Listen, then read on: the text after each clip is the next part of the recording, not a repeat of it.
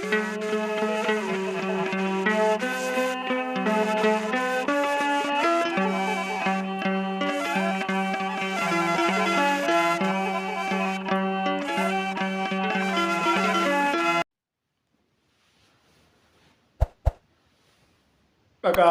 kan ilmaa kan hafuura qulqulluu waaqa tokkoon ni amanna ameen. Kabajamootaa fi jaalatamootaa maatiiwwan Waaqayyoon kan jaalattan Waaqayyoo isiniin kan jaalatu hundumti keessan akkam jirtu, akkam yoo nageessanii, akkamiin turtanii. Gooftaan keenya uumaan keenya Iyyesuus Kiristoos akka badii fi balleessaa keenyaa akka baay'ina cubbuu keenyaa osoo hin ta'in arjummaa isaatiin, jaalala isaatiin, fedha isaatiin yeroo qabnu irratti isaa kana dabalee guyyaa har'aatiin kan nu ga'e galanni ulfinni isaaf haa ta'u. Yeroo hundumaa maqaa isaa gaafa waamnu maqaan ishee kan biraa namni maqaan giftii keenya qulqulleettii dubaroo Maariyaam maqaan ishii ergamoonni toloonni Waaqayyoo maqaan isaanii akkuma aaboo fi aangoo isaaniitti galannii fi ulfinni isaaniitiif haa ta'u. Barnoota keenyaa walitti fufiinsaa guyyaa har'aa kutaa 72ffaa waliitiin barannu keessatti egaa akkuma beekamu manni kiristaanaa keenya fuuldura kana soomaa jiruun wal qabsiistee soomii eegaluudhaan dura maal gochuu qabnaa isa jedhu guyyaa har'aa kana barnoota keenya walitti fufiinsaa kutaa 71ffaa waliitiin ilaalla. Anaaf dubbattii afaanii isin immoo gurratti nageessan qalbii ittiin qalbeeffattan hunda keenyaaf haa kennu. Qulqullichi Maatiyoos wangeela Maatiyoos boqonnaa 12 lakkoofsa 7 irratti dubbii inni jiru, jecha inni jiru erga isinii dubbiseen booda gara yaada keenya isa kaaneetti deebinaa jecha. Qulqullichi Maatiyoos wangeela Maatiyoos boqonnaa 12 lakkoofsa 7 gubbaa irratti dhiifamaa nan jaaladha aarsaa miti kan jedhu maal akka ta'e yoo beektan, otoo beektanii cubbuu isinitti hin ta'u turee jedha. Aarsaa miti dhiifaman jaaladha.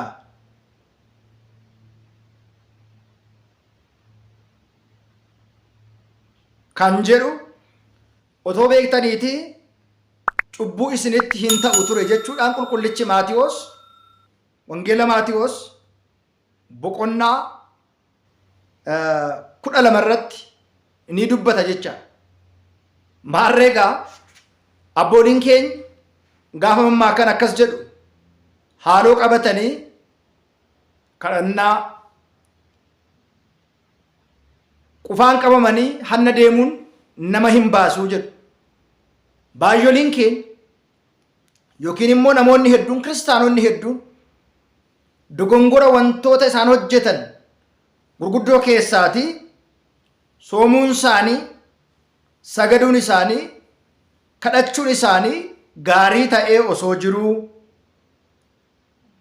barbaachisaa ta'ee osoo jiruu, soomii eegaluun dura, soomiin seenuun dura haal dureewwan sirrachuu malan, wantoonni sirrachuu malan maal faatii kan jedhu kana beekuun barbaachisaadha jechaadha.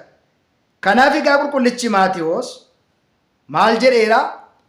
Aarsaa miti hunda kan dursu, kadhannaa miti hunda kan dursu, sooma miti hunda kan dursu. Kana gaafa jennu hin barbaachisu jechuu otoo hin ta'in wantoonni barbaachisan akkuma jiranii ta'aniiti.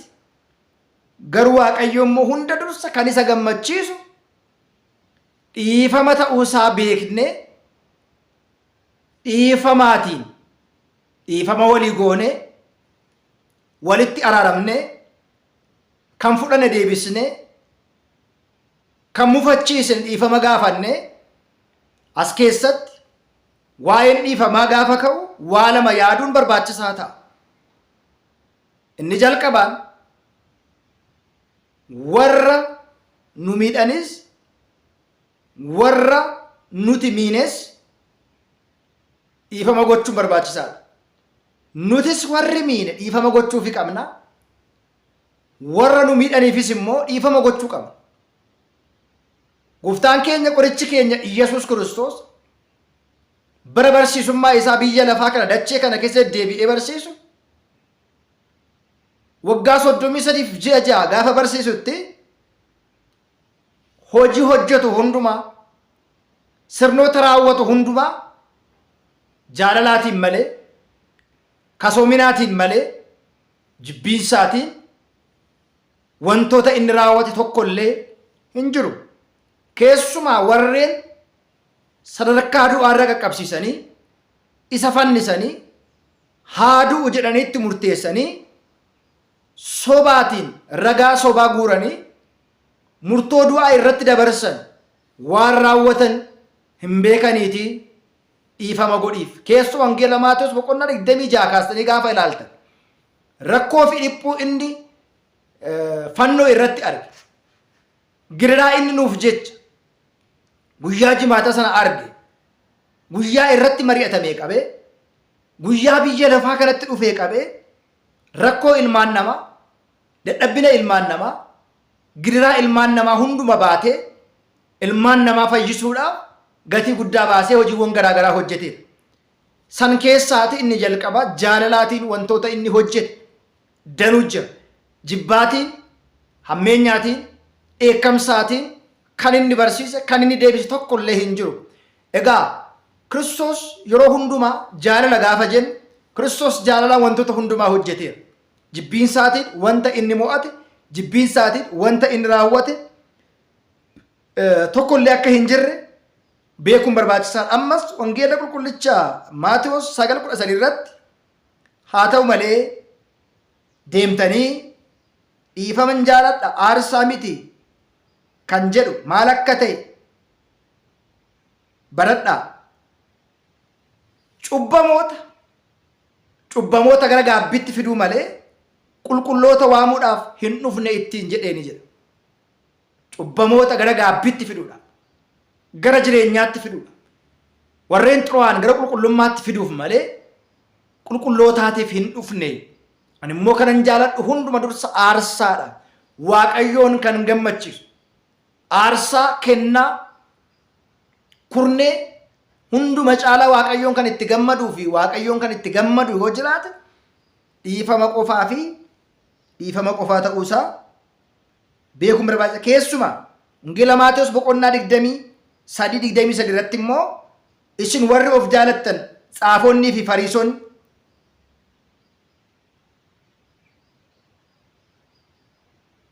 dhiifamaa fi amanamummaa seeraan kan jiru waan jiru hundumaa waan dhiistaniif isiniif wayyoo. Kan biraa otoo hin dhiisin kana gochuu barbaaddu waan ta'eetiif jechuudhaan asirratti egaa yaanni kun taa'ee jira jechaadha maatiiwwan Waaqa. Maarree gaamma soomni keenya dhuufaa jira.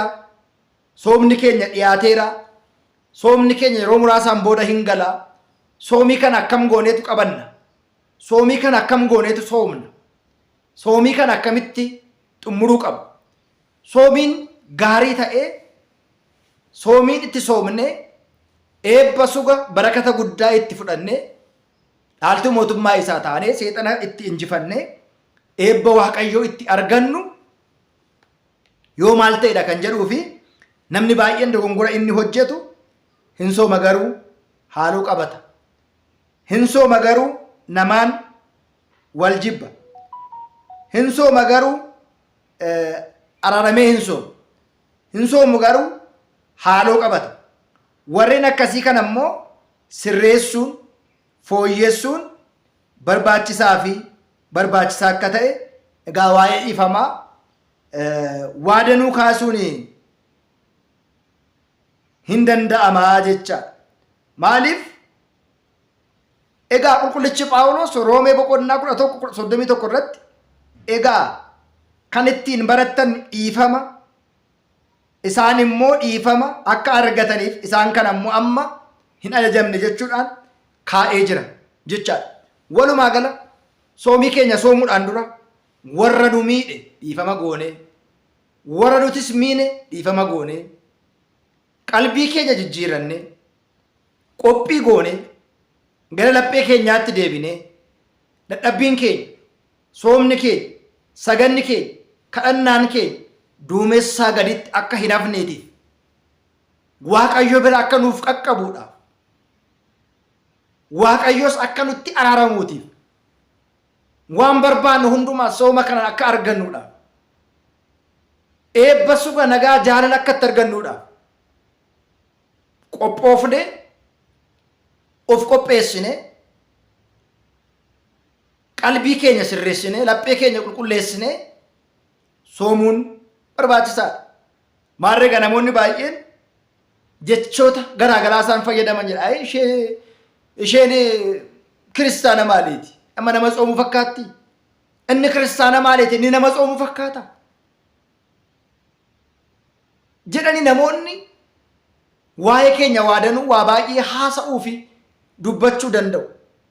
Amma nuti dhoksaan kan namaa laatu, dhoksaan kan argu, dhoksaan kan namaa raawwatu Waaqayyo ta'uusaa beeknee yaada hunduma, hinaaffaa hundumarra, haaloo hundumarra, rakkoo foonii hundumarraa bilisa taanee of qopheessinee namootaaf dhiifama goonee yoo soomne gaarii ta'a. Kanaaf abbooliin keenya saanizoo sirqoota, qiimizoo soloota awwaaxxaam haaloo qabatanii kadhachuun Waaqayyoon naman dhaga'u.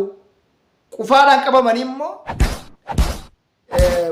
qabamanii immoo hanna deemuun rakkoo namarraa qaqqabsiisa jedhee akkuma isaan dubbatan abbooliin keenya waa malee hin mammaakanii akkuma Oromoon waa malee dhoqqeen ibidda bira hin dhufne kan jedhu kana qophii kan ammumaa goone qophii kan ammumaa qabne itti qophoofne namoota nus miidhan namoota nutis miine dhiifama goonee fi Waaqayyoodhaaf jenne abbaan dhiifamaa Waaqayyoodha.